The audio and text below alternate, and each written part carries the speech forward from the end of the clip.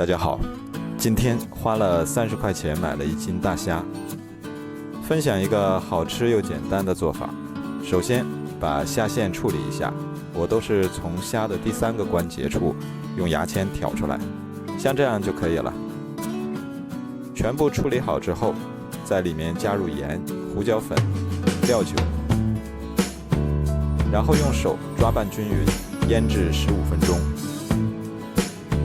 趁这个时间，我们来准备一点配菜。准备1块冬瓜去皮，然后切成厚片。切好之后，装入碗中备用。准备一些大蒜瓣，对半切开。1块去皮的生姜切成姜片。切好之后，装入碗中备用。再准备一点青红椒，切成辣椒圈。切好之后，装入碗中备用。最后再切一点葱段备用。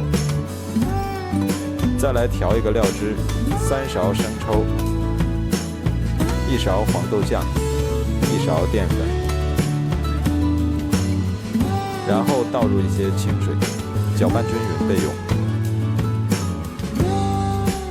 砂锅预热后，在里面加少许油。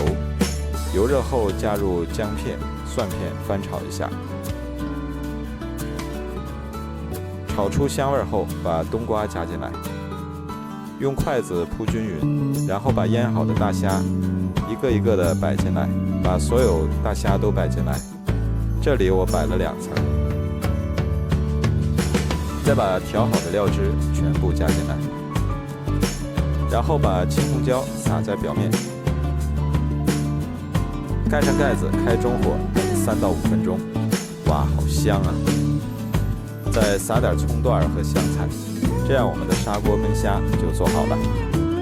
整个过程只需要几分钟。这样做的鲜虾比水煮的好吃，比油炸的健康，而且虾肉也比较紧实，尤其焖出来的汤汁特别的鲜美，用它泡饭、泡面都非常的好吃。如果你喜欢，也来试试吧。喜欢我的视频就关注我吧，谢谢您的支持。